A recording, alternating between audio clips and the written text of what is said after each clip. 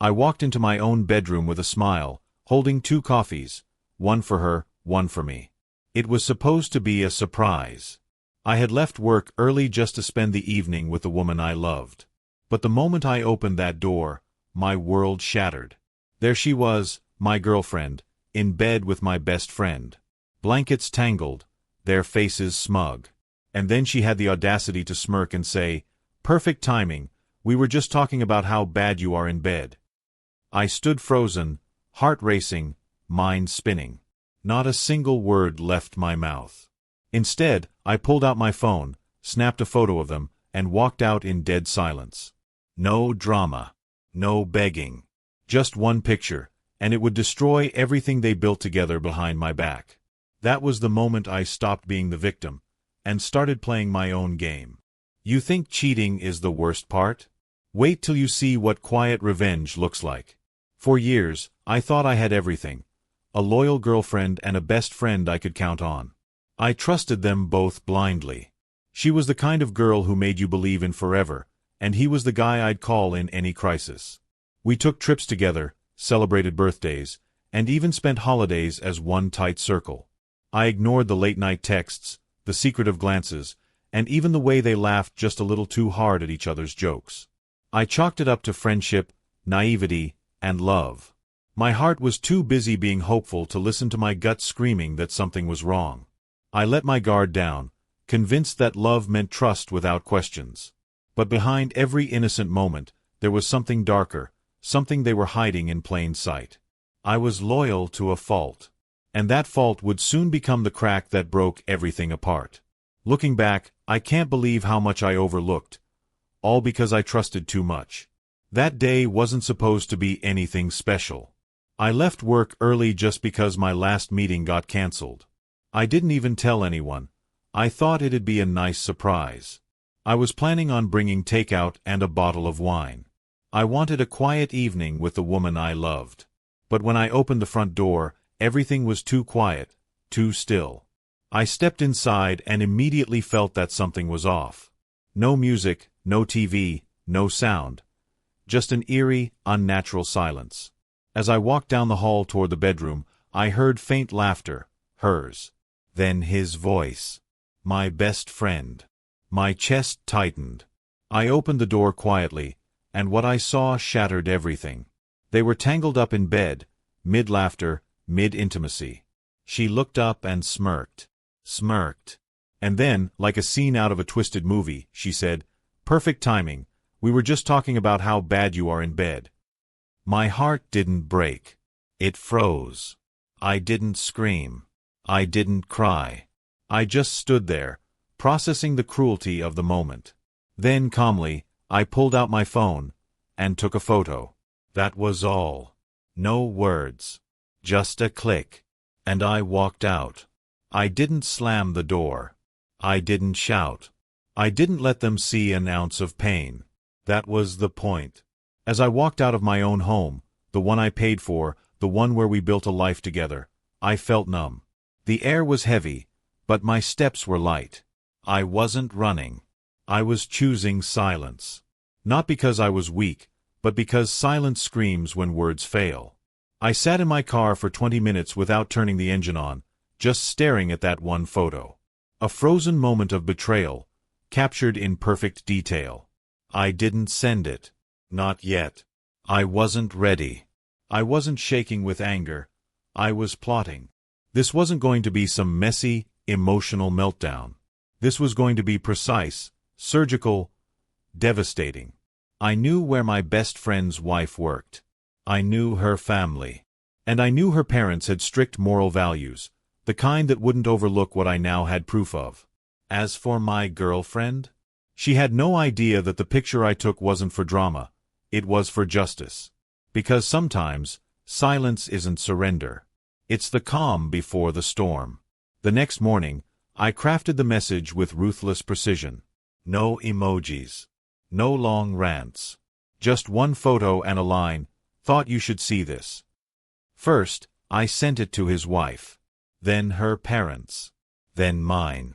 I didn't wait for a reply. I knew the bomb had already detonated. Within minutes, the calls started. Hers first, panicked, rapid, and ignored. Then his. Then her mother. I wasn't angry anymore. I was calm, terrifyingly calm. At work, I went about my tasks like nothing happened, even as my phone buzzed non-stop in my pocket. The power shift was delicious. They wanted to explain, beg, justify. But I had already said everything I needed to with that photo. By the evening, mutual friends were texting me. Bro, what happened? Screenshots of their breakdown were already circulating. She was crying to her mom. He got thrown out of the house. Everything was spiraling, and all I had to do was nothing. I unleashed the storm without raising my voice. Because betrayal doesn't always deserve a fight. Sometimes, the cleanest revenge is letting their world collapse, one unread message at a time. When I finally returned home 2 days later, the apartment was quiet, eerily so. The chaos they'd caused had exploded in their own faces, and now the silence was what they were left with. My girlfriend was sitting on the couch, pale, mascara-streaked, clutching her phone like a lifeline. "Can we talk?" she asked softly. I walked past her. No words. Just presence. That silence hit harder than any shouting ever could. Her belongings were already half-packed, maybe her guilt, or maybe fear of what I might do next.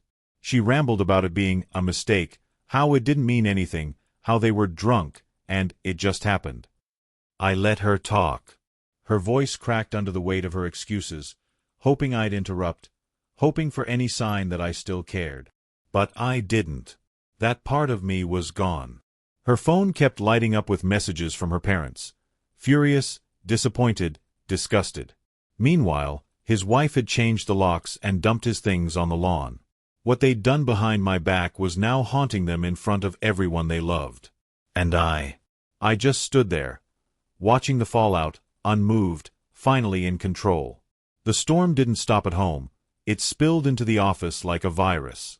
My best friend, who'd not only betrayed our friendship but also worked with me, thought he could show up at work and pretend everything was normal. But word travels fast, especially when a scandalous photo finds its way to a few carefully chosen inboxes, including HR, our boss, and, yes, a few colleagues who love to gossip. The whispers started almost instantly. Side glances, muffled laughs, the kind of awkward silence that makes you feel like the walls are listening. He walked into the break room and people walked out. Meetings were cancelled. He was excluded from group chats, ignored in brainstorming sessions. One coworker even joked, "Careful, he might steal more than your lunch." The joke wasn't kind, but karma rarely is. His once shining image of loyalty and reliability crumbled faster than his excuses. And while he spiraled, I remained composed, professional, even cordial. I didn't gloat. I didn't need to. Watching him unravel while maintaining my grace? That was the sweetest revenge of all. Because the truth was out there now, and the court of public opinion in the office had already cast its verdict. Guilty, pathetic, and utterly alone. After a week of deafening silence from both of them, my phone buzzed with a message from her. Then another. Then a call. And finally, a long, desperate text. "Can we please talk? I made a mistake. I miss you." The irony. Just days ago, she was smirking in my own bed like she'd won. Now she was begging for a second chance. He tried too, a shaky voice note filled with half apologies and, "Bro, it wasn't supposed to happen like that." They wanted to explain, to justify, to rewrite the narrative in their favor. Suddenly, their arrogance had dissolved into desperation.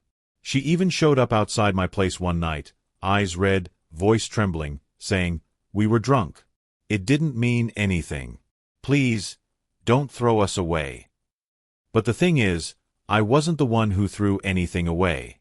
They did. I just picked up the pieces and built something better without them. So I responded the only way that truly hurt. Silence. No reaction. No drama. No closure. Just a locked door and a quiet block button. Letting them scream into a void was my way of saying, "You're not welcome in this chapter." If I could go back and speak to the version of me who thought love meant sacrificing everything, I'd tell him, "Don't let loyalty become slavery."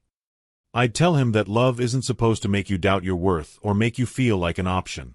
I'd remind him to never ignore the little gut feelings, the subtle changes, the red flags waving like fire alarms. I'd say, your silence doesn't make you strong, your boundaries do. I'd urge him to focus on becoming a man so secure that betrayal doesn't destroy him, it redirects him. That younger me, who gave too much and asked for too little, needed to know he was always enough. He needed to hear that real love doesn't humiliate you, it honors you. I've learned that pain can become purpose. And the moment I stopped begging for closure and chose peace, everything changed. If I could speak to that broken version of me again, I'd only say this: thank you for surviving long enough for me to take over. Because now, I live for me, not for people who only loved the version of me they could control. In the days that followed the chaos, something unexpected happened. Peace. Not the kind of peace that's quiet and still, but the kind that screams growth. I started waking up without that pit in my stomach. I stopped checking my phone every 2 minutes. I stopped caring what she posted, or whether he got divorced, or if they were talking about me. I realized I didn't lose them. I released them. I wasn't broken. I was finally being rebuilt. Therapy helped, yes. Long walks, yes. Blocking them both? Oh, absolutely. But what helped most was learning that pain doesn't define you, how you rise from it does. I went back to school. I dove into work with a focus I never knew I had. I reconnected with old friends, the ones who actually gave a damn. I started hitting the gym, not for revenge, but because I deserved to feel strong again. And every time I looked in the mirror, I didn't see the guy who got cheated on. I saw the guy who survived, who didn't scream or beg, who took a picture, walked out with dignity, and built something better. They broke me open, but that's where the light got in. And this version of me? Unshakable. Months passed. Seasons changed. And just when I thought the chapter had fully closed, Karma decided to write the epilogue. I got a message on LinkedIn, of all places. It was her. The same woman who mocked me in my own home, now typing out a long, desperate apology. She said things didn't work out with my ex-best friend. Shocking, right? Apparently, he had cheated on her too, multiple times. She had lost her job due to stress, her family had pulled away, and she wanted to talk. I didn't reply. Then I got a call from his now ex-wife. She wanted to thank me. That photo I sent her? It saved her years of lies and emotional damage. She was now thriving, raising their daughter in peace, and had even started dating again. That one move, me silently walking out and sending that photo, had unraveled a web of lies for good. And suddenly, I realized, I never needed to scream. I never needed revenge in the way they expected. Just truth and patience. That's the thing about karma. It's never in a rush, but it always shows up. I didn't just win. I healed. I rebuilt. I became someone their betrayal could never reach again.